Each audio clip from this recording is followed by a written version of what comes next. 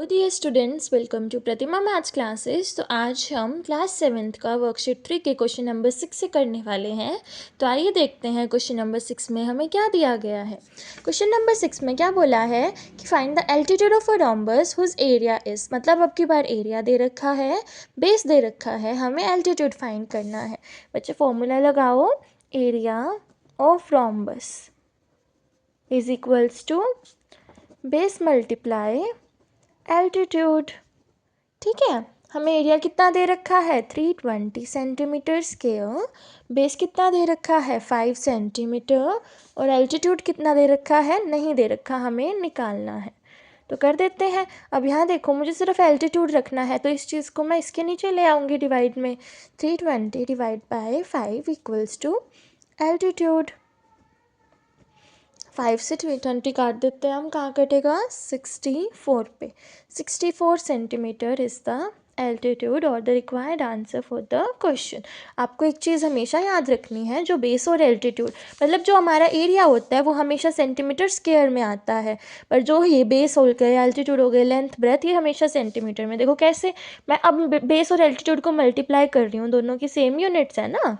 देखो यहाँ पर अगर मेरा 5 सेंटीमीटर है, यहाँ 6 सेंटीमीटर है, 5 6 जा 30, अलजेब्रा करा है ना, तो सेंटीमीटर इंटू सेंटीमीटर कितना हो जाएगा सेंटीमीटर स्क्वायर। तो इसलिए हमारा एरिया हमेशा सेंटीमीटर स्क्वायर में आता है, और जो उनसे उसकी बाकी चीज़ें हैं, base, altitude, height, length, base, सब कुछ वो हमारा सिर्फ सेंटीमीटर में आता है।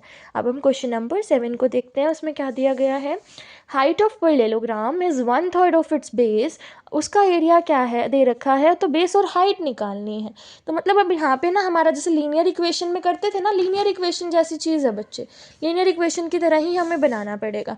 यहाँ पर हमें क्या, देखो बेस मान लेते हैं हम, क्या है x, तो हाइट क्या है बेस की 1/3x है बच्चों। ठीक है, 1/3x है, और एरिया क्या है 108 सेंटीमीटर स्क्वायर। तो अब यहाँ फॉर्मूला लगाओ, 108 centimetre square equals to x multiply 1/3x। इसको क्या लिख सकते हैं 1/3x स्क्वायर, और इसको 108, इस 3 को इधर ले जाएंगे, 108 multiply 3 equals to x square. यहाँ पर अब कर देते हैं इसको सॉल्व, दोनों को मल्टीप्लाई करके कितना आ जाएगा 324 इक्वल्स टू एक्स स्क्वायर, और हमारा 324 किसका स्क्वायर होता है 18 का, तो 18 इज इक्वल्स टू एक्स, मतलब हमें बेस पता चल गया क्या है 18, और वो उसका 1/3 था, तो इसको मल्टीप्लाई कर दो 1/3 इंटू 18, 3 से 18 काट देंगे 6 पर, तो हमारी हाइट क्या आ जाएगी 6 सेंटीमीटर, और बेस क्या आ जाएगा 18 centimetre. These are the answers for the question. अब हम चलेंगे क्वेश्चन नंबर 8 की तरफ। क्वेश्चन नंबर 8 में हमें क्या बोला है, एरिया ऑफ रोम्बस दे रखा है, पेरीमीटर दे रखा है, एल्टीट्यूड निकालना है। तो बच्चे इस क्वेश्चन को हम कैसे करेंगे, देखो जो हमारा रोम्बस होता है, ऐसे मान लेते हैं अगर हम, तो इसमें कितनी साइड्स हैं 4 साइड है ना।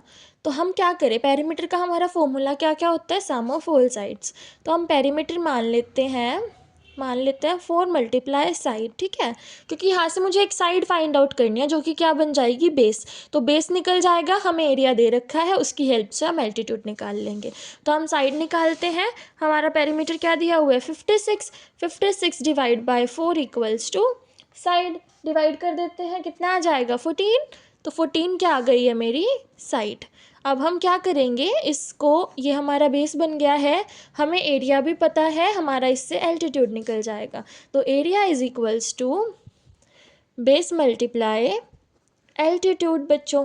तो यहाँ पर हम पुट कर देते हैं वैल्यूज़। बेस क्या था 119, हमारा बेस एरिया क्या था 119, बेस कितना था 14, और एल्टीट्यूड हमें निकालना है।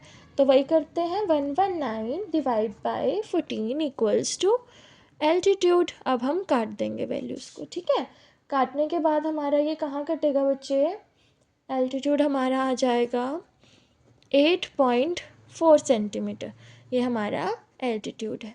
सो this is the answer for the question. Question number 9 में हमें क्या दिया गया है, like one side and corresponding altitude of a parallelogram are 50 centimeter and 8 centimeter. If the other altitude is 4 centimeter, find the length of the other pair of parallel sides. अब यहाँ पे हमें क्या बोला गया है कि लाइक हमारा एक पैरेललोग्राम है, उसकी हमें इतना तो हमें बेस दे रखा है, इतना हमें एल्टीट्यूड दे रखा है.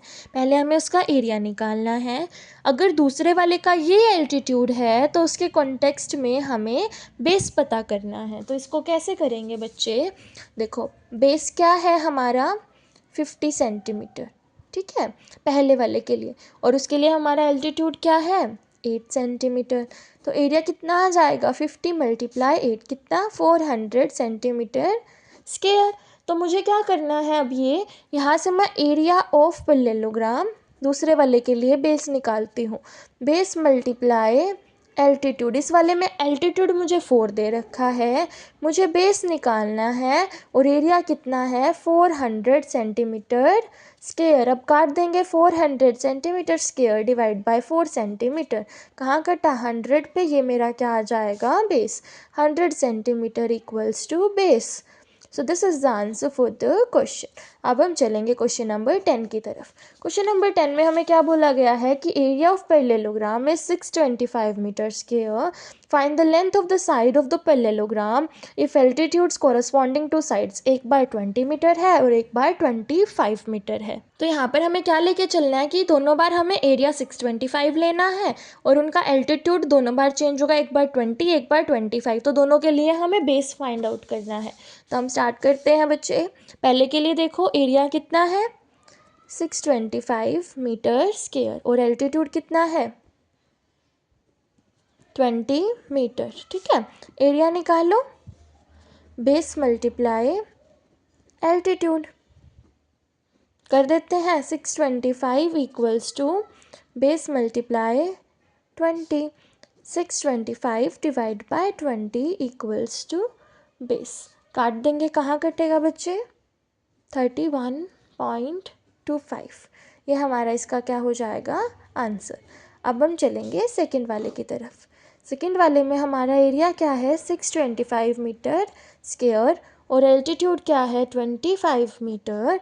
हम ऐसे ही करेंगे यहाँ पर भी. Area is equals to base multiply altitude. 625 divide by 25 equals to altitude. काट देते हैं, 25 पे कट जाएगा. 25 मीटर इज़ द एल्टीट्यूड और the answer for the question. यहाँ पर हमारी वर्कशीट 3 ख़त्म होती है. आगे की वर्कशीट हम नेक्स्ट वीडियो में कवर करेंगे. If you have any doubt related to any question you can let me know in the comment section. Till then bye bye and like share and subscribe my videos.